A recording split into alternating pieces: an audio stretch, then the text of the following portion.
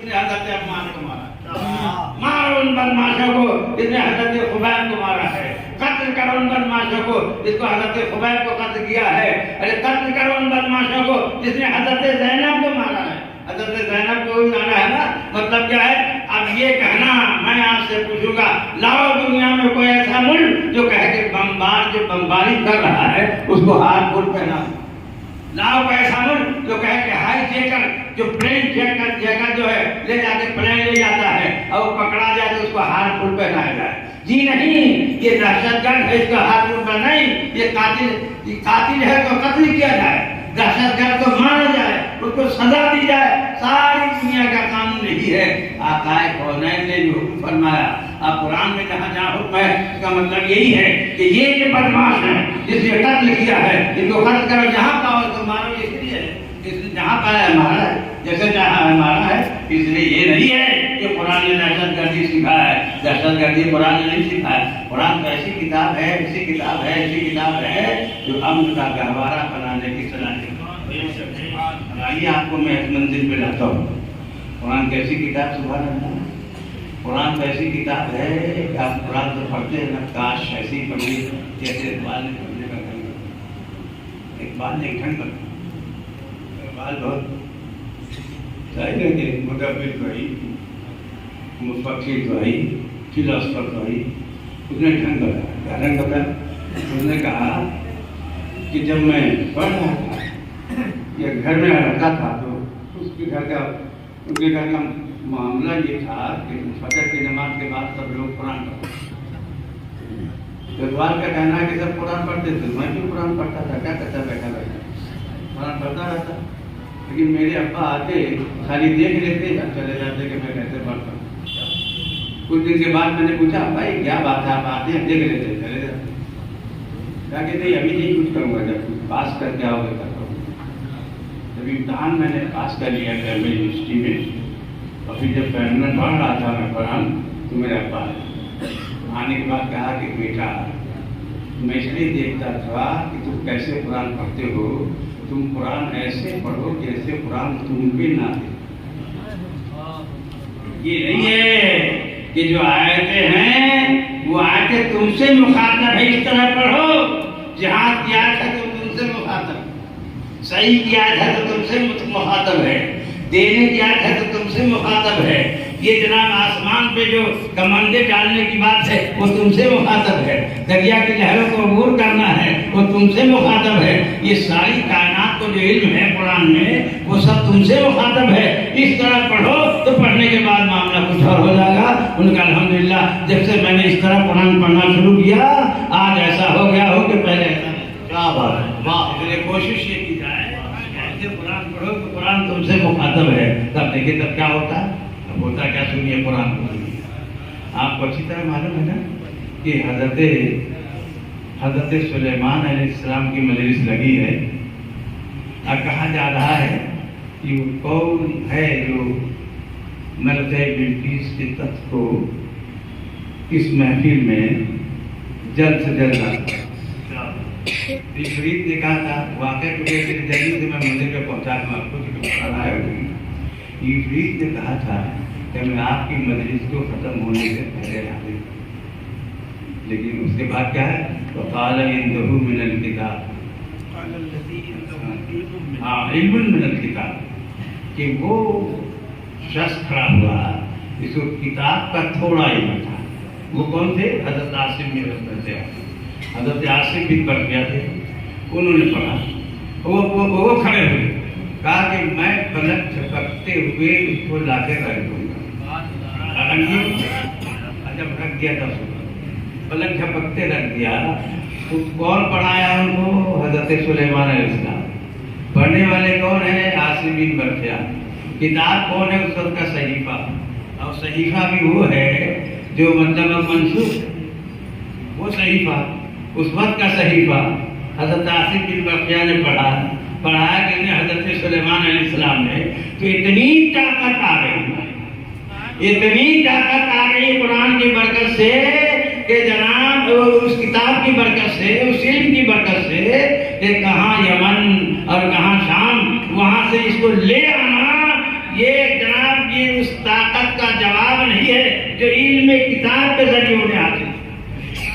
تو جب ایک علم کتاب، تھوڑا سا علم کتاب کا علم ہو تو اس کا یہ حال، آج جو پورا کتاب ہی پڑھے، جو پورا قرآن پڑھ لے، اب پڑھانے والا کون؟ الرحمن، علم القرآن، رحمان نے قرآن پڑھایا، تو جس کو رحمان قرآن پڑھا دے وہ کتنے طاقتور ہوگا؟ کیا وہ اشارہ کرے تو چاند کو تو ٹکڑا نہیں کر سکتا؟ وہ اشارہ کرے تو سورج کو پلٹا نہیں سکتا؟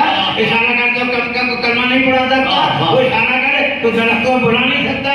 وہ جو کرے وہ کر نہیں سکتا؟ کر سکتا ہے جب حضرت آصف بن برخیا کر سکتے ہیں، یہ کبھی کر سکتے؟ قرآن ایک ایسی کتاب ہے کہ اگر اس کا علم حاصل ہو جائے تو اتنی طاقت ہو جاتی ہے کہ آپ لاجواب ہو۔ قرآن کو اس طرح پڑھیے کہ طاقت اتنی ہو جائے کہ سب لاجواب ہو جائے، شاہکار ہو جائے، مجلس ہو جائے، بہت بڑے ہو جائیں، اتنے بڑے عالم ہو جائے، سبحان اللہ۔ کہ یعنی قرآن ایک ایسی کتاب ہے جو انہوں نے بتایا تبیاناً لکل شیء، ہر چیز کا واضح بیان ہے۔ یہ بھی لا رتب ولا یابس الا فی کتاب مبین، کوئی خوشبخت چیز ایسی نہیں کہ اس کے اندر موجود نہیں ہے، سب چیزیں موجود ہیں۔ تو سب چیزیں موجود ہیں تو جانتے کیا بات ہے؟ یعنی جتنے سبجیکٹ ابھی گزر چکے ہیں وہ بھی اس کے اندر موجود ہیں، جتنے سبجیکٹ ابھی ہیں وہ بھی اس کے اندر موجود ہے، اور جتنے سبجیکٹ آنے والے ہیں وہ بھی اس کے اندر موجود ہے۔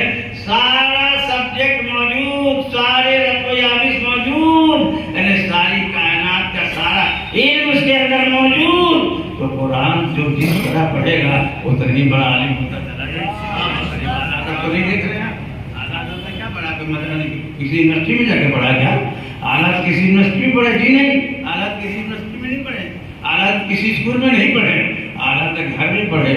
گھر میں پڑھے کیا پڑھے؟ قرآن پڑھے ہیں، اور قرآن سے متعلق جتنے فنون ہیں وہ پڑھے، وہ فنون پڑھے گا۔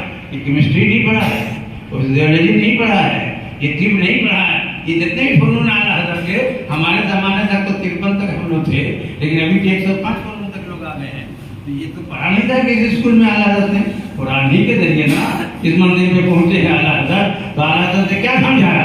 اعلیٰ حضرت سمجھا دیا کہ قرآن ایک ایسی کتاب ہے۔ اعلیٰ حضرت کیا ذرا اس کو بھی ذہن میں رکھ لیجیے، اسی پر کی بنیاد پہ یونیورسٹیوں میں چلے جائیے، یہ جتنی یونیورسٹی سب ہے نا، وہ کوئی 65 فنون کی یونیورسٹی ہے، کوئی 60 فنون کی یونیورسٹی ہے، اب بڑھتے 70 تک پہنچ رہی ہے یونیورسٹی، 70 تک پہنچ رہی ہے۔ اور جو آپ کا مدرسہ ہے وہ کتنے سبجیکٹ تک ہے؟ کتنے؟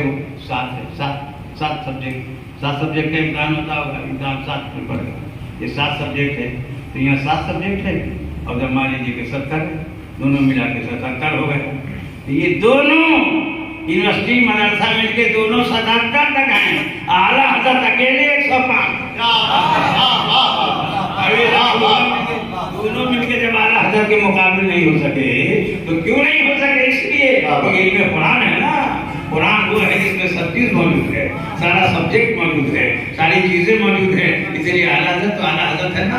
اب اعلیٰ حضرت کو دیکھیے، اس منزل میں ایک منزل آؤ تو آگے بڑھا دو قرآن کو، دیکھیے اب اعلیٰ حضرت ہے۔ فتاویٰ رضویہ پڑھی ضرور، یادہ میں تو یقیناً یہ داخل نصاب ہونی چاہیے، نہیں تو اس کو ضرور رکھنا چاہیے۔ فتاویٰ رضویہ پڑھ لی تو اب ہو گئے سب سے بڑے مجھے۔ فتاویٰ رضویہ کا معاملہ دیکھو، فتاویٰ ہندیہ کو پڑھیے، یعنی فتاویٰ عالمگیری کو۔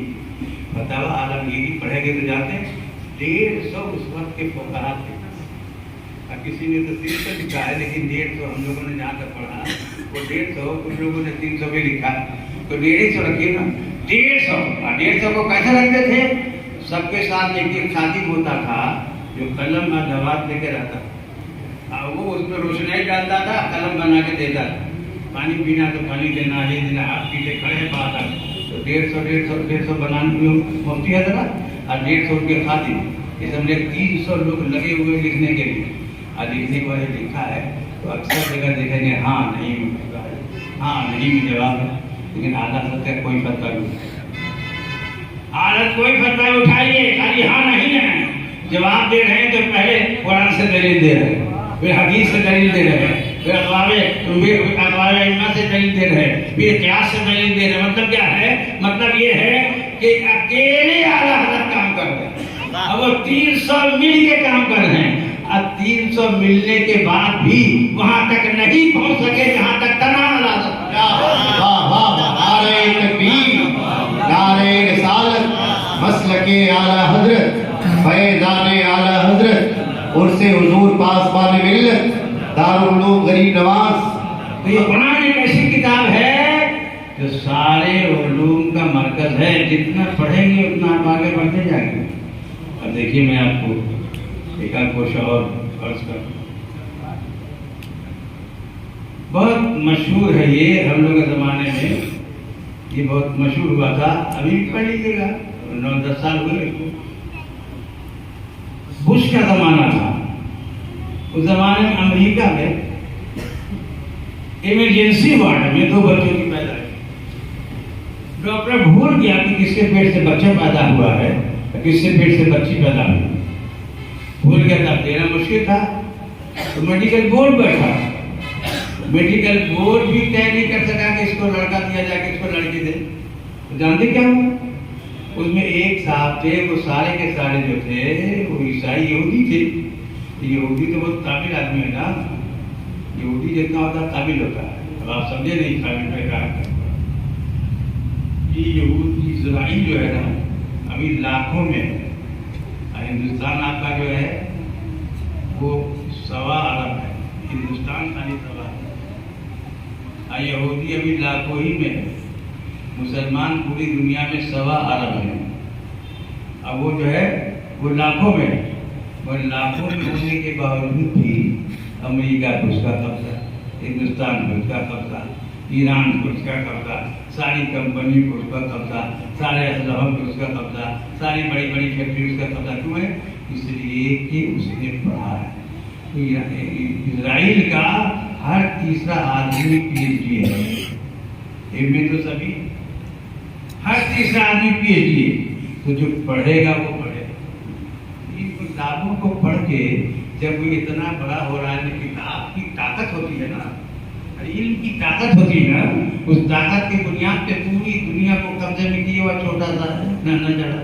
یعنی کئی لاکھ میں اب پوری دنیا کو قبضہ میں کیا، 6.5 ارب لوگوں کو قبضہ میں کیا ہوا ہے. یہ لاکھوں کی تعداد 6.5 ارب لوگ. تو یہ حال ہے. تو اس میں ظاہر ہے کہ وہ تو قابل ہے ہی. اس میں ایک یہودی کھڑا ہو گیا. اب اس مجلس میں صرف ایک ہی مسلمان ہیں، ابھی بھی ہے وہ بیچارے سنا. ان کا نام ہے عبدالرحمان، ڈاکٹر عبدالرحمان صاحب. کہا عبدالرحمان صاحب آپ کی کتاب میں تو یہ ہے کہ تبیاناً لکل شیء، ہر چیز کا واضح بیان. جب ہر چیز کا واضح بیان یہ بھی ہے لا ریب فیہ، اس میں شک کی بھی گنجائش نہیں ہے. تو سب کا بیان ہے. تو بتائیے کہ یہ کہاں پہ لکھا ہوا ہے کہ لڑکا کس کو دیں، لڑکی کس کو دیں؟ اس کا بھی تو ہوگا نا قرآن میں. کہاں پہ ہے؟ عالم تو ہے نہیں، وہ عالم ہے نہیں. اس لیے انہوں نے کہا مجھے تھوڑا دباؤ دیجیے. پڑھے لکھے لوگ وقت دیتے ہیں تو جھگڑا نہیں کرتے یہ وقت کے معاملے میں. کہا ٹھیک ہے آپ جائیے. گھر آنے کے بعد مصر اپنے عالم دوست کو فون کیا جائے میں گھر میں. انہوں نے بتایا ہے کہاں ہے؟ کہ قرآن وہاں جہاں فلیظ ذکر مثل حظ الانثیین ہے. یعنی ایک لڑکے کو 2 لڑکیوں کے برابر حصہ ملے گا. تم جا کر کے دونوں کے دودھ کو لیبورٹری میں بھیجو. جس کے دودھ میں ڈبل پروٹین ہو اس کو لڑکا دے دو، اور جس کے دودھ میں کم ہو آدھا ہو اس کو لڑکی. کیا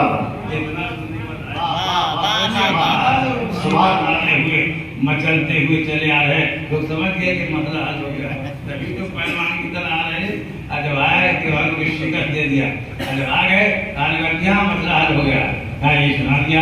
کہا کہ دونوں کے لیے بھیجو. کا سنیے اگر نہیں ہوا تو اسلام کے خلاف تحریک چلے گی، قرآن کے خلاف تحریک چلے گی. کہا بھیجو بھیجو. قرآن ایک ایسی کتاب ہے کہ اس میں شک کی بھی تو صحیح. جب بھیجا اور صبح لیبورٹری سے جب رپورٹنگ آئی ہے تو جتنے یہ ساتوں کے ساتوں تھے 7 یہودی کھڑے ہو گئے. کھڑے ہونے کے بعد کہا قرآن حق ہے، قرآن حق ہے، قرآن حق ہے. یہ ساتوں کے ساتوں نے پڑھ لیا لا الہ الا اللہ محمد رسول اللہ